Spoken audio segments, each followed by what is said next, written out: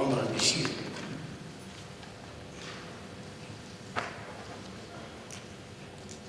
However, if the authorities had implemented only part of these recommendations,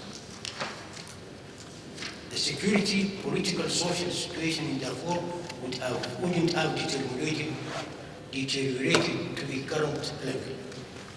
Despite the total blackout and tight control over information and media imposed by the government of the National Islamic Front since taking over power, there are always imminent warnings in the media relating to the tribal conflicts in Darfur.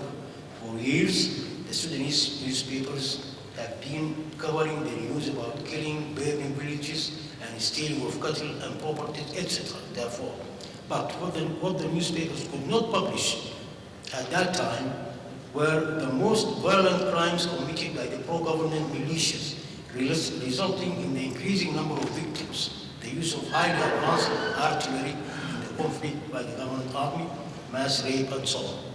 And so, since the early times, it became clear that the conflict in Darfur is not between the Arab and the African tribes, that is Arab who are white or brown versus Zoga mean black, but it was very clear that the Arab fights Arab and the Zoga fights Zoga, and that no tribe or ethnic group is safe from this dangerous situation. However, it's very important to state that the tribal conflicts in Sudan have outreached their traditional nature and form and have changed from only conflicts over deteriorating natural resources into the natural aspirations towards real participation in power and administration, as well as political decision-making, and also towards just wealth sharing, noting that these tribes live in the wealth-producing areas. The role of the successive governing regimes in the escalation of the crisis. Despite the special characteristics and the geographical space, the Darfur crisis is regarded as an extension of the general national crisis existing in Sudan since its independence.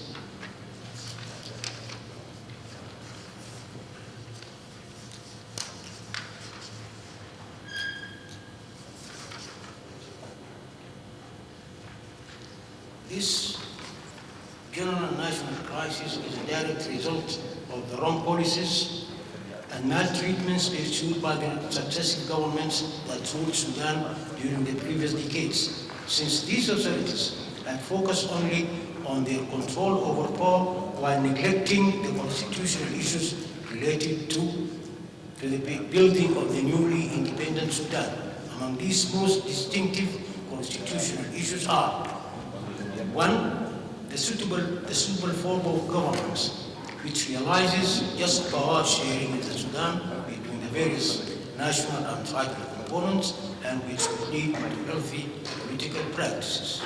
Second, reviewing the sharing of wealth and development plans so as to alleviate negligence and unfairness of the underdeveloped areas in Sudan, West, East, and of course the South, giving priority to areas of ethnic and social conflicts, and all this to be carried out within the context of a scientifically planned economic project which aims to stop the deterioration in the economic surplus areas, and therefore is one area where the national surplus is produced. Third, introduction of political democratic practices that takes into consideration the political reality of the Sudan. Four, the issue of relationship between state and nation, and five, the issue of Sudanese identity. Strange enough that those who started the first sign of the rebellion were from Darfur tribes, and politically they were organized in the National Islamic Front. So they knew the inner story and strategies of their parties, policy source, their tribes, and so one of them started the rebellion. It was called, and so anyway, was arrested and shot, but he was a Darfurian. And those who also now lead the different movements. One of them was a prominent leader of the Islamic Front, Khalil Ibrahim, whose forces tried to conquer Khartoum some months ago.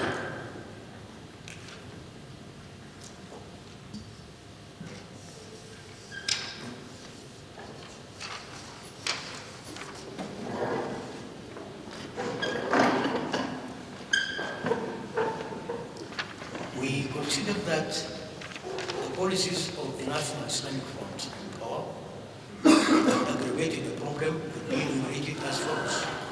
Establishment of new administrative bodies without consideration for the conflict over land ownership.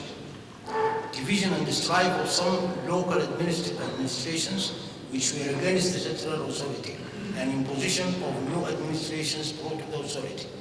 Second, distribution of weapons bought by what the government called as mujahideen. Mujahideen, that's the Islamic term for those who fight under the Islamic banner. And the mujahideen of the present regime were those who volunteered to support the army in its struggle against the South, who are Christians and non-believers. Or they have their own tribal religions or Christians. And it's enough also, Khalil Ibrahim, whose forces tried to conquer Khartoum, was also a member of the Islamic Front. So they knew the inside story and tried to stop the dealings of their party after it came to power. The situation further deteriorated because of the atrocities committed by the Wadis, that is the governors of the province, who wanted to use the tribal historical conflicts to realize political gains of the ruling party. So they used to award their friendly tribes a province or an administrative area at the expense of other tribes. Fifth, conflicts with the neighboring countries and tribes, integration in the area resulting in the flow of weapons and warriors. And by the way, you can cross Sudan into Chad, you can cross Chad into Cameroon, you can cross Cameroon into Nigeria, and the same flow, the same vegetation, the same type of soil. These borders have been drawn by the colonialists. Before that, it was only tribally recognized borders. And you can take a hakura, that is, you monopolize a certain area, call it a hakura, and then you have the ruler of that area.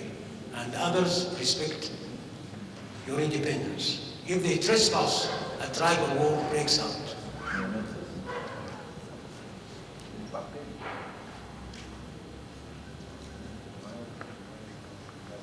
The regime also adopted the following practices. Direct involvement of the regime leaders in the recruitment, finance, and armament of the pro-government Janjaweed. Janjaweed is a word, what you can call a word without origin. It was just thought of or minted by the people. But it stands for the devil who is on a horseback. So the knight on a horseback is a human representation. But the Janjaweed, the devil on a horseback, is very dangerous, more dangerous than that, to create the psychology of fear, the psychology of intimidation. And this is the militia that supports the government and fights the Arab tribes, for the four tribes, for the benefit of the Arab tribes.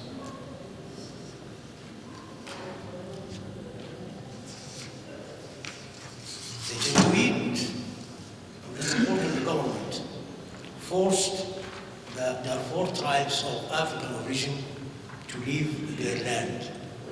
Once you leave their land, therefore is the size of so many European countries. But when you leave your land, where you graze your herd, where you cultivate your Torah, that's the stable food crop, then you are homeless. And that's part of the tribal psychology. You belong to the tribe. You belong to the area where the tribe lives. And you belong to the traditions of the tribe. If they dismiss you, or if they disclaim you, then you are You are dead because anybody can kill you and they will not claim your blood. That's part of the tradition of the people in Darfur. Unfortunately, the problem of Darfur came late to the international public opinion. People were busy with other crises. So, if we try to summarize, first, it is very true that reversing the economic backwardness of the region represents the basic solution for the Darfur problem. First, you have to tackle the economic problem and the social problem, and then you come to the question of administration and the boundaries of the tribal land. Therefore, the people of Darfur have suffered from failure and collapse as well as corruption in the tens of programs which were formulated from the development of Darfur, such as the Jabal Marra Mountain Project, the Savannah Project, Khorramla and Sagana'am projects, the closure of the Niala Tannery, the negligence of the seasonal maintenance of the clean water streams, successful projects which were technically and financially funded by Saxo.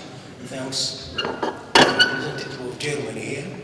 They have been very generous with the water resources in Darfur. And also they tried to set up a veterinary clinic for the animal husbandry and the suspension of schools, hospitals due to the delay in salary payments. In other words, there were no development projects by this government in addition to the local collapse and failure of the services sector. Darfur tribes who have historical rights in the land ownership were always very generous to provide the land for development and revenue generation projects for the benefit of all population of the region. If you migrate from other area and come to our tribal land, we welcome you and we give you a piece of land so that you can make a living. But you don't own the land, but you are a guest on our land.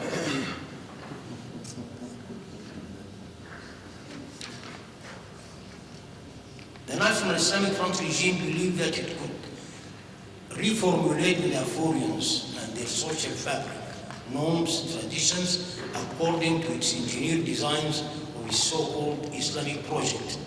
But this project has exploded from within. The explosion was clear even before the coup. The first indicator of the failure of the project was highlighted when two parliamentarians from the Darfur, from the National Islamic Front, deserted the Islamic Front to the Ummah Party and the National Unionist Party. That's before the coup d'etat and the present military regime. The second indicator came from the Islamic Front 13th of June, that's the date of the coup, when a prominent leader of the Islamic Front and the NATO of Darfur organized an mass uprising in Darfur, but he was caught and executed by his fellow brothers in the Islamic Front. The third indicator was the increase of tribal polarization within the Islamic Front in two groups. First group was the Arabs, and they called themselves Quraysh. Quraysh was the tribe of our Prophet Muhammad. And so we hold this tribe as a sacred, we give it very high respect. So the Arabs in Darfur called themselves Quraysh, or the tribe of Quraysh, the tribe of Prophet Muhammad. And the second indication was a book called the Black Book that enumerated the plight of the people of Darfur. It was published incognito without the name of the author, and it had a very high effect of propaganda, in Sudan and the Sudan diaspora outside. However, the best summary and assessment of the crisis of the Islamic project in Darfur was offered by the godfather of the Islamic Front, that is Dr. Hassan al-Turabi, who was the leader of the Islamic Front, who was the godfather of the coup, but then because of internal differences between him and the leader of the coup, General al-Bashir. The split took place in the Islamic Front, and Turabi organized his independent party as an opposition party now. And one of the statements he made after the split, he said that the situation in Darfur is deteriorating from bad to worse. The acts of armed robbery have started because of poverty, unemployment, and drought.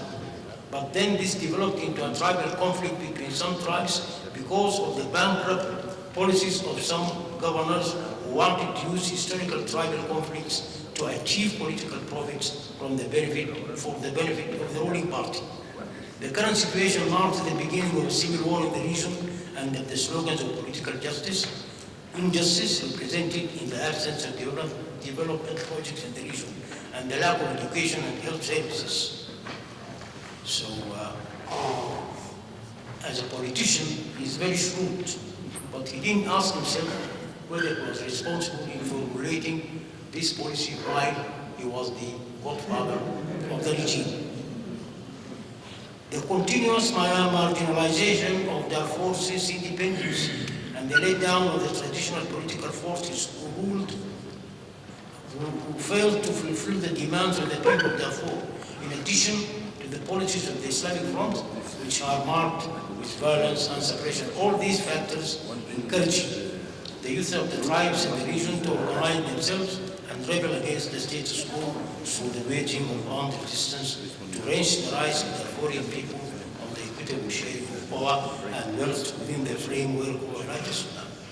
And I think they have added to the political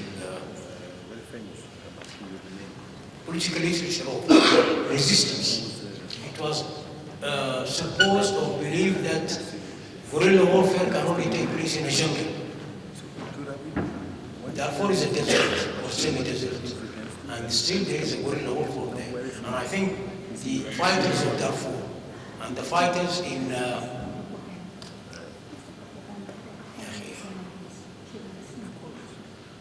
الراجل اللي عمل الانقلاب الاخير موريتانيا.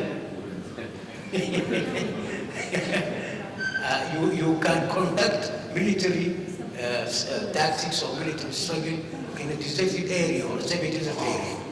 Darfur is an example, and Mauritania is the other example.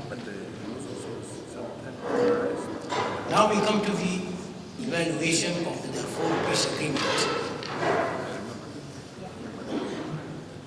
On the 5th of May 2006, in Nigeria, capital of Abuja, the government of Sudan and the Sudan Liberation Movement of Mr. Al-Minawi faction signed the Darfur Peace Agreement, also called the Abuja Agreement. The agreement was signed after the international community, mainly the United States and the African Union, have exerted great pressure on the negotiating parties. In spite of many reservations and remarks on this agreement, we consider it as a base or starting point for the peace process in Darfur. However, our party reaffirmed that the agreement can only succeed if annexes and additions are made to satisfy the demands of the factions which did not sign it, saying that it does not fulfill the basic demands of the people of Darfur. Now it's well known that in spite of that agreement, the situation in Darfur has deteriorated and the military conflicts have increased in number and victims, in severity and destructive nature. The Communist Party reservations of that agreement are as follows. 1. The negotiations in Abuja, and therefore what agreement entailed, was governed by the CPA, that's the Comprehensive Peace Agreement, as a model between the SPLM, Sudan People's Liberation Army, led by Garang in the south, and the government of Sudan, which created an inescapable frame and ceiling limit which could not be crossed. It is known that the protocols of the Machakos and Nevasha extended beyond the issue of the civil war in the south to deal with all aspects of Sudanese crisis represented in the issues such as peace, identity, unity, democracy, system of government, development and division of resources, the army, security and foreign affairs. Also, the comprehensive peace agreement strives to create basic changes in the structure of the cultural of the current political system, including self-administration, a single United States or two states during the transitional period. These issues were decided on by two parties only, the Islamic Front government and the SPLM, that's the Sudan People's Liberation Army, while all other political and social forces, including the armed factions in Darfur, were not involved. Therefore, it is not logical to omit the factions of Darfur and confine them within the framework or ceiling they did not contribute to. What they call for goes beyond the limit of reflection, because they are not asking for an autonomous state in Darfur. They are not asking for a plebiscite, whether to stay in Sudan or to secede. They start from the point that they are part and parcel of the Sudan government and Sudan as a country, Sudan as a nation.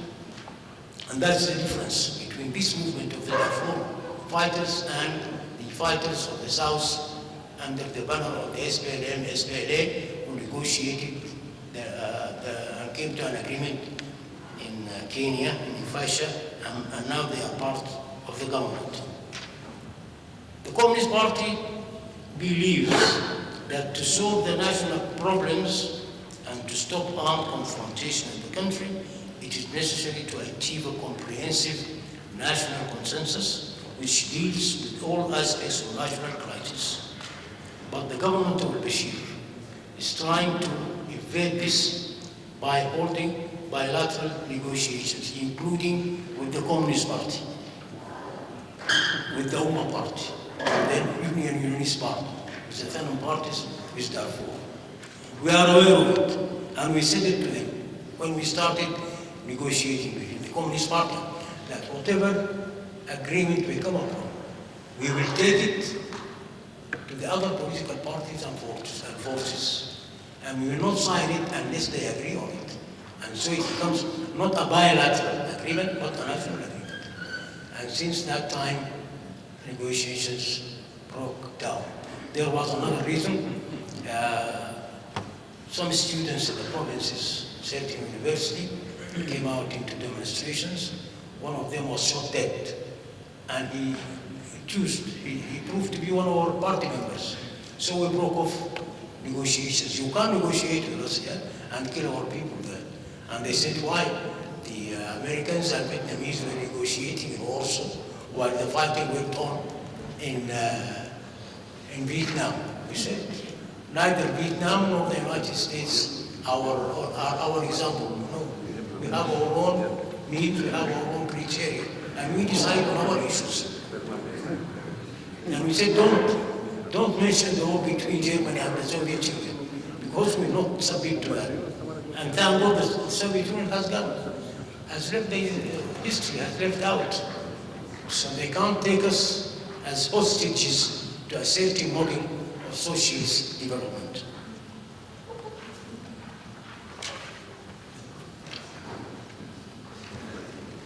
Our vision towards the comprehensive settlement of the crisis. First, is to stop your homelands and to ensure their protection and compensation for their losses.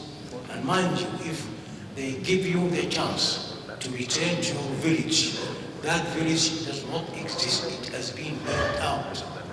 And so you have to rebuild. So you have, the government has to provide money and funds for the people to rebuild their very, very poor homes. They are just huts made of poles from trees and thatch from grass. Second, to bring the factions that did not sign the Abuja Agreement to the negotiating table with the government. This should be done under the supervision of the United Nations and the African Union, with the purpose of adding a nexus to the Abuja Agreement. We are not against the Abuja Agreement. We don't ask for the abrogation or cancellation of the agreement, but it has to be rewritten under the auspices of the United Nations, the United States, and the African Union. That's the only guarantee, because we do not trust the government. Third, to organize the Darfur conference for negotiations and for the people of Darfur, giving the people of Darfur the chance to address the Abuja Agreement and the possible annexes that may be added to it. The conference should be held in a free and democratic environment, away from the government and with the help of the United Nations. Fourth, the Communist Party believes that the right approach to the Darfur problem is to recognize it first, not just as a tribal conflict, but as a result of the general crisis of Sudan, which is characterized by continuous marginalization of the peripheries, and Darfur is one of these peripheries. Consequently, the problem is political and requires a national political solution. Hence, the idea of convening a national political conference on Darfur as a necessity. Such conference is to be attended by all the political forces in the country, including the Darfurian armed movements, as well as all sectors of the Darfur people. The conference must embrace all initiatives attempting to resolve the conflict. 5, Darfur bears the effects of demographic changes and geopolitics of the Sudanese state in the western border of the country. This border is a vast, open, and protected boundary with 3 African countries, that is Chad, Central Africa, and Libya. During the Libyan-Chadian conflict, the factions started from their attack from Darfur in Sudan, and the losers took refuge in Darfur in Sudan to reorganize their troops before re-attacking again. Central Africans launched frequent attacks through Darfur in revenge for the intervention of the Khartoum government in Bangui conflict. The conflict between Chad and the Central African Republic. So they always, the United Nations and the foreign powers always accuse Sudan of taking sides. Sudan does not endeavor to solve regional conflicts, but they always take sides, and they become part of the conflict. Last, the Communist Party of Sudan believes that the final solution to the problem of the country can only be achieved through addressing these various problems in a comprehensive approach. The best mechanism for such an approach is convening a national conference attended by all Sudanese political forces.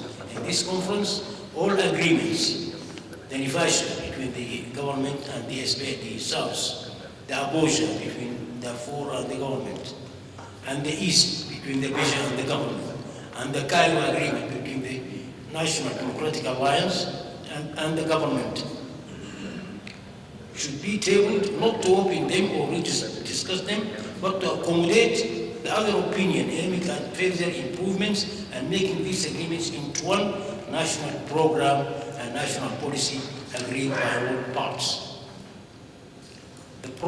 This project considers the multi-ethnicity and development disparities in the different parts of Sudan, and will also tackle the question of democracy and participation of all Sudanese in governing the country.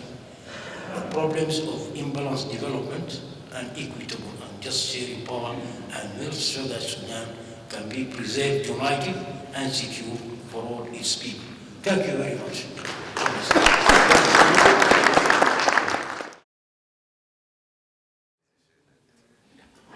Thank you, comrade. My name is Uktole Zimupu. I am actually the leader of the Botswana National Front. which is the main opposition party in Botswana. We've actually written a paper, it's just that the copy hasn't come, so I would have to pluck all this out of my head. Basically, outlining the economic, social, and political situation in our country. Botswana is about 570,000 square kilometers in size, the size of the American state of Texas or France. It has a population of about 1.8 million, just under 2 million. Per capita income of just over 5,000 US dollars.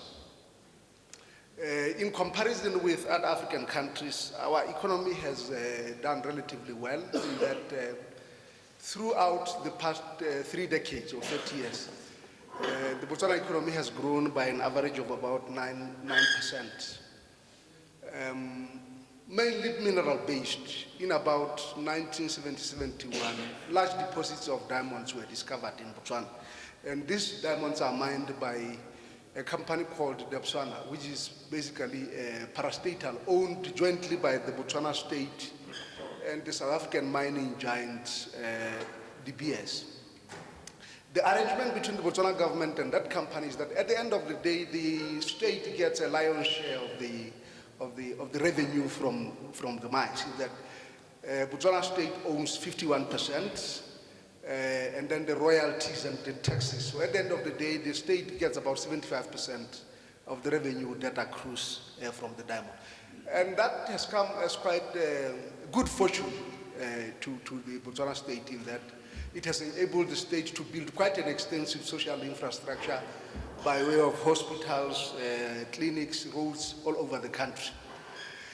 The other advantage is that at the time when Southern Africa most of the Southern African countries were engulfed in conflict as a result of the repressive and aggressive tendencies of the racist regimes then in Rhodesia and in the then apartheid South Africa. Botswana enjoyed a situation of relative peace and stability, which brought it a lot of sympathy from particularly the Scandinavian countries, and it got a lot of generous socio-economic assistance, which was primarily aimed at assisting it in building the social infrastructure. Nevertheless, the impressive growth rates that have characterized the Botswana economy throughout the past decades mask several structural weaknesses, one of which is the extreme overdependence on the mineral sector, lack of sufficient economic diversification, unemployment, poverty, and very high degree of socio-economic inequality. Botswana is popularly known as a farmer's country. Everyone is supposed to be having some cattle, but in actual fact, 50% of the people do not even have a single cow. And 5% of the farmers own 50% of the cattle herds. One of the consequences of the partnership between the BS and the Botswana state was that our country has played a typically neo-colonial role of supplying raw materials in a raw form. Our party has been arguing consistently since the 1970s that it's not sufficient for us just to extract the diamond and sell it in the world market, that some form of processing has to occur locally.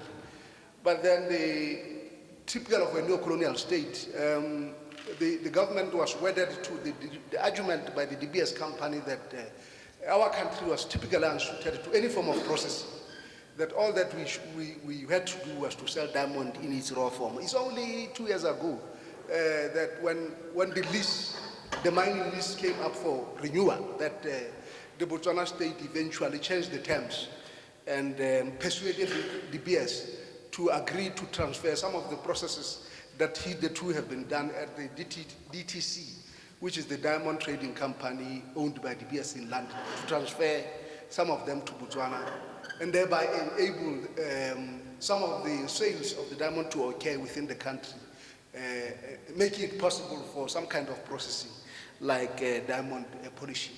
You can see from that we have lost a lot of opportunities by way of adding value to the diamond, by way of transference of skills, as well as some form of industrialization. I suppose on the economic and social situation, that is, for purposes present, that is sufficient. Now, on the political situation, yet again, Botswana has some unique features in that it's one of the few countries which, since independence, has adhered to the typical liberal democratic model of periodic elections every 5 years, multi-party politics. And the political scene has been dominated by the ruling Botswana Democratic Party, which in terms of character is a typically neo-colonial party, which has been ruling since 1965. And by virtue of its incumbency and close connection with big business, when it comes of resources for mobilizing the people and organizing, building the organizational machinery that is necessary for purpose of contesting elections, this party has no match. It has been quite difficult for us to dislodge it. But in the 1990s, we made some very significant gains and gained about 30% of the votes of the electoral seats in parliament. Unfortunately, we have had our own share of problems, and we split in 1998, giving birth to another center of the left party called the Botswana Congress Party. Had it not been for that split, we will probably be the ruling party at present.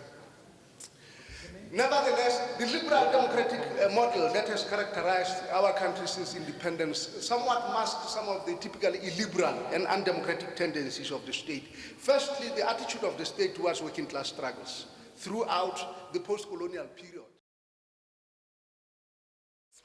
Please. Thank you, Conrad Diva. Good afternoon to everybody.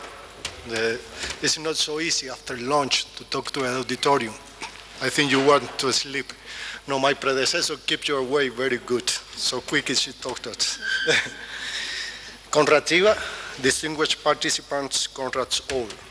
On behalf of the Communist Party of Cuba, the entire staff of the Embassy of Cuba, and the people in general, I would like to start expressing our appreciation and gratitude to the South African Communist Party and the Left International Forum of Sweden for the organization of this conference and for inviting us to be part of it. Cubans, like South Africans, has many challenges. We want to demonstrate that it's possible to achieve a dream of a better life for all in a more just society. We want to demonstrate that there is a hope for the poor people on the world, that is possible to build a future without oppression, without poverty. Bless that day 1,000 times over that we, the Cubans, proclaim our revolution to be socialist. The victory of January 1st, 1959 offered an exceptional opportunity to do it. Without socialism, we wouldn't have been able to reduce illiteracy rate to 0. Without socialism, we wouldn't have schools and teachers for all our children without a single exception, even in the most distant and remote corners of our country. Without socialism, sport would not be a right of the people, and Cuba will not win more Olympic gold medals per capita than any other country. Without socialism, we wouldn't have been able to attain a level of political culture we have today in our country. Without socialism, the infant mortality rate would not be less than 5.8 per 1,000 live births. Vaccines against 13 diseases would not protect our children, nor would our people's life expectancy at birth be 78 years. The HIV positive rate would not be 0.03% as compared to the 0.6% in the United States and other developed and healthy countries. Without socialism, Cuban women formerly discriminated against and relegated to humiliating work would not constitute the 65% of the country technical workforce today, nor would they enjoy the right to equal pay for equal work, a goal that has yet not to be achieved in almost all of the developed capitalist countries. Let me tell you one thing. I'm fully convinced of the role of the women in the society. We have to remember that half of the population are women, and the other half are the mother of all the men. That's why the women have an important role in the society. Without socialism, we could not have a society with the beggars wandering in the streets, without children going barefoot or begging, or absent from school because they need to work for a living, or subject to a sexual exploitation, or used to committing crimes, or joining gangs, things that are so common in other parts of the world. Without socialism, we wouldn't have the televised courses of University for All to contribute significantly to achieve a level of comprehensive general knowledge of the Cubans. The list will be endless, but there are a few that I cannot fail to mention, given their patriotic, internationalist, and human significance. Without socialism, Cuba wouldn't have been able to endure 50 years of hostility, blockade, and economic war imposed by imperialism, much less within a special period that has still not ended. Without socialism, Cuba wouldn't be the only country in the world that today doesn't need trade with the United States in order to survive, and even to advance, both economically and socially. Cuba is one of the few countries in the world that is not a member of the International Monetary Fund, and we don't want to be a part of that, which has become the serious guardian of the empire interests. There is no escape for those tied to the double yoke of the International Monetary Fund and neoliberalism, both manifestations of the unfair and irrational economic order imposed in the world. Without socialism, each and every person in our country wouldn't have the same right to receive educational and healthcare services free of charge, regardless of the cost. Without socialism, Cuban families couldn't watch their children grow up healthy, educated, and skilled, with no fear of them being lured into drugs or crime, or killed at the school by their own classmates. It is difficult for the capitalist country to understand all these things. They don't have the slightest notion of the way human society can enrich by the unity, political consciousness, solidarity, selflessness, and generosity, and patriotism, moral values, and commitment to it through caution and all the justice offered by a true revolution. Without socialism, hundreds of thousands of Cubans wouldn't have discharged internationalist missions, nor would our country have contributed even in a grain of sand to struggle against colonialism in Africa, nor would its people have shed a single drop of blood fighting against the assembly invisible force of the hateful system of apartheid and racism. Not even the enormous distance separating us from Africa could be an obstacle for the spirit of solidarity of this small blockade and besieged island. Without socialism, over 40,000 Cuban healthcare workers wouldn't have provided their novel internationalist cooperation in more than 19 countries. Nor would they be helping the developed comprehensive health care programs today in 16 countries in Latin America, the Caribbean, and Africa, thanks to the immense human capital created by the revolution. We are far from having achieved all the necessary and possible justice, but 50 years that have passed have come to enrich our experience and knowledge tremendously. 5 decades of struggle in the face of enormous difficulties have strengthened our convictions and our confidence in human beings and their infinite potential. The socialism we convinced of today is far superior to our dreams back then. In the future, we will not only achieve much higher goals than those we achieved in the past, but we will even surpass them. Today we are advancing towards objectives we wouldn't have even dreamed of 40 years ago, and much less in the extremely difficult state that began with the special period, from which we are emerging victorious. A new dawn is beginning to shine on our future, a future that will shine brighter on a more accomplished socialism, a more promising and profound revolutionary work. On the 150th anniversary of the birth of José Martí, the national hero of Cuba, Commander-in-Chief Fidel Castro said that the main task of all honest people in the world is to plant ideas, plant conscientiousness.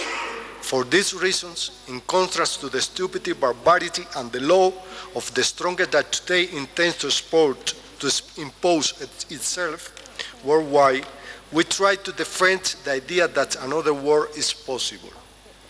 Against the neoliberal model, this first version of capitalism that reserves for a small minority the luxury of the consumerism and exclude 3/4 of the population of the world, we propose the defense of the values of social justice and authentic democracy. We believe that should be globalized peace, solidarity, health, education, and all the benefits for the people. This is the essence of the battle of ideas. We call the battle of ideas attacks of an ideological character that we have been conducting through the various means, incorporating, of course, many young people. The current significance of the Young Communist Union in Cuba is the life of the country, and it has a great importance for the future of our country. At the same time, the battle of ideas is very related to the thousands of social workers that have formed to help the poorest sector. All the achievements that we have got wouldn't be possible without socialism. The only system that guaranteed the real people's power by participation of the mass organizations made up of workers, laborers, peasants, women, neighborhood residents organized into the CDR's Committee for the Defense of the Revolution, primary school, junior and senior high school students, university students, veterans of the Cuban Revolution, and all the mass organizations. These organizations encompass the vast majority of our people and play a decisive role in the revolutionary process and the truly democratic participation of all the people in the leadership and destiny of our country. I want to add here that the main expression of the people power in our country is the National Assembly, the Parliament. The elections for the Cubans that we consider maybe not the perfect in other words, but the most democratic that we have, is that all the candidates or members of the parliament in Cuba, they never are postulated by a party. They are postulated in the same neighborhood where they live. That's why our parliament is integrated by different sectors in the country. They are not only politicians, that they pay a lot of money for the campaign and they can be a member of the parliament, and then from that they are sitting in the parliament, one seat there, almost the whole year, earning a lot of money.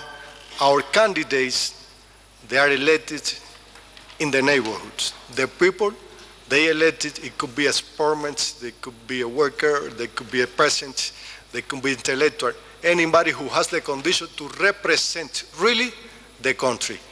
And the desire of the people that he was elected in. We also have the importance in these elections that all the members of the parliament at the municipality level, at the provincial level, and the national level, the people in the neighborhoods who elected the candidates of the member of the parliament, the people there have the right to recall again in the case that he is not represented all the people that was elected here, they have the right to spell it as a member of the parliament. That is a right for all the Cubans, because he was elected in one neighborhood at the municipality level. So it cannot be sitting at the parliament talking about some draft projects that it not interested and it not responds to the Cuban people direct. That's why that is the route that we have, so we consider that is most democratic. The democracy, the participatory democracy, it has to be led by the people, not by the 200 or 300 people sitting in one place, making all the decisions that they want. As a representative of the people, decided to struggle until the last drop of blood to defend our right to choose our socio-economic system and to protect independence and sovereignty that we fought so hard to achieve, allow me to convey to all of you our gratitude one more.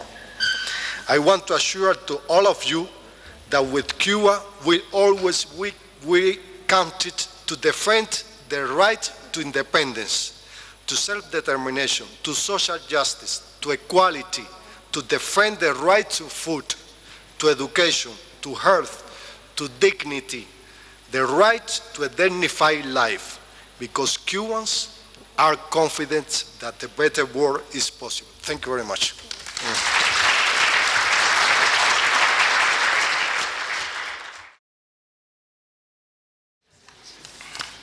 Thank you, Madam Chair. And thank you to the organizers for inviting me here to make some presentation on the situation in Zimbabwe. And what I want to talk about is basically the way that the crisis in Zimbabwe has been constructed as a tension between sovereignty and democracy. Because I think this is an important issue for people on the left, in particular, I think globally, and more particularly in our region. One of the central features of the Zimbabwe crisis has been the way that the President Mugabe, or was President Mugabe, defined the crisis by selectively using certain tenets of what might be called leftist discourse. These are the anti-colonial issue around the land question, anti-imperialism, and Pan-Africanism, and defining these within the context of the need for sovereignty. Mugabe has very skillfully constructed the crisis as a redress of colonial issues, as a fight against the West, and as an expression of African solidarity. And that has been very effective in gaining a resonance in the region, in the diaspora, particularly in the black diaspora, in Southern Africa in particular, and has been very effective in constructing the alternative voices, the opposition, as a tool of foreign powers. Now, I think what has been important, therefore, for Zimbabweans in getting their message over about the crisis in Zimbabwe has been to deconstruct, to unpackage what that left discourse means for Zimbabweans. It has meant a construction or a reconstruction of a state in extremely authoritarian terms.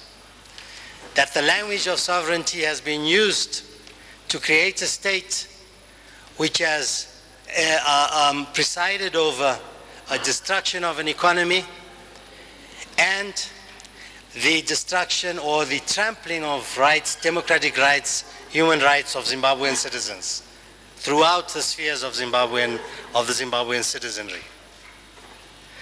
And therefore, much of the discussion, the discourse that has come from the opposition has been around democratic issues, constitutionalism, human rights, and civic rights issues.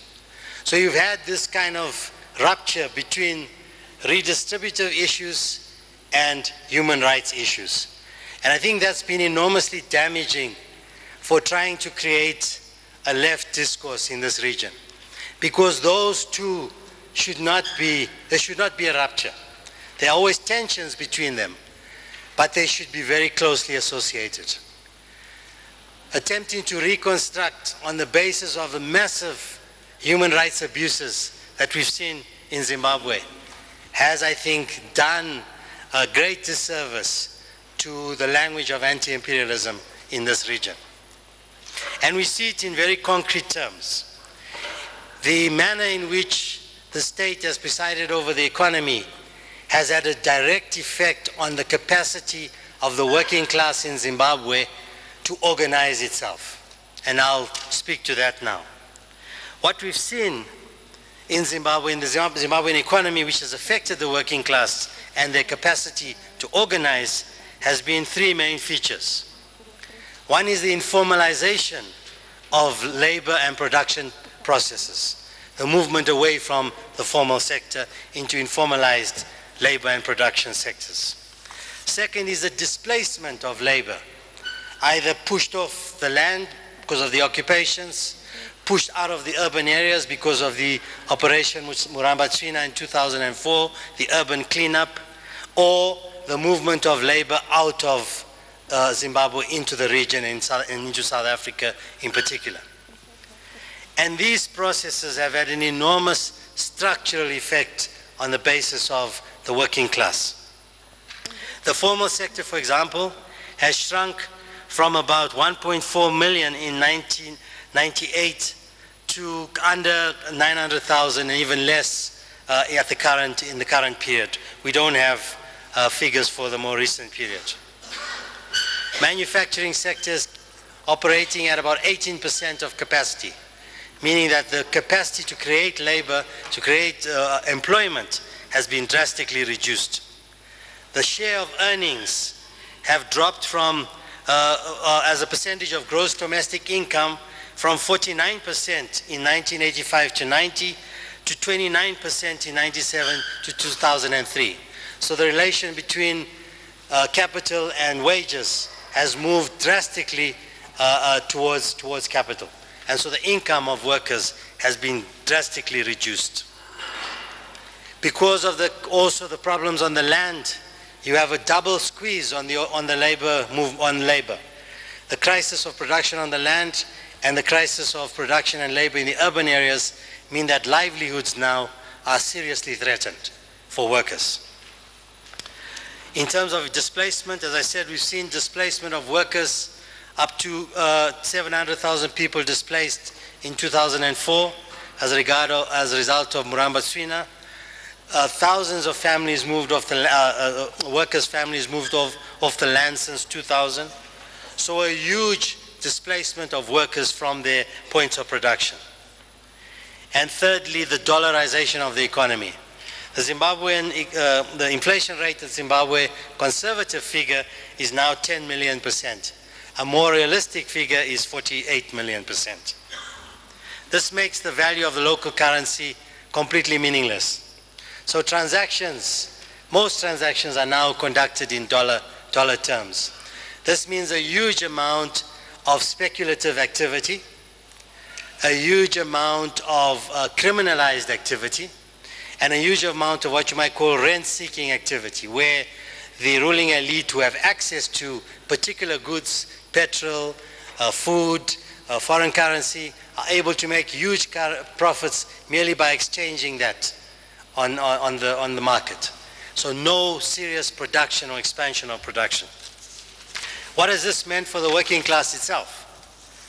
It has meant a rapid shrinkage in the formal labor force, so there's less workers available for mobilization in the formal labor sector. A shrinkage of union subscriptions, so that unions have less subscriptions to carry out their organizational, educational work. The labor movement itself has become more defensive in its strategy because it's unable to carry out the kind of strikes, the kind of stayaways, and the proactive activities that it took place in the 90s in particular, when it became the heart of the opposition. It is now very much a defensive labor movement. The informalization of the labor sector has also led to people conducting individualized strategies of survival rather than engaging in collective forms of activity like trade unions. It has also meant that workers have looked increasingly to outside solidarity for support. And therefore the regional support, in particular from COSATU, has become a key element of the support for the labor movement in Zimbabwe. What does this mean, therefore, just to sum up, in terms of what are the implications of this? Firstly, as I said, it's very important for those of us who still consider ourselves on the left in this region to unpackage when a politician or a party speaks about anti-imperialism and anti-colonialism, to actually unpackage what does that mean for the citizenry of that country. An anti-imperialist strategy which is built on the repression of national citizens, in my view, has no place in our politics.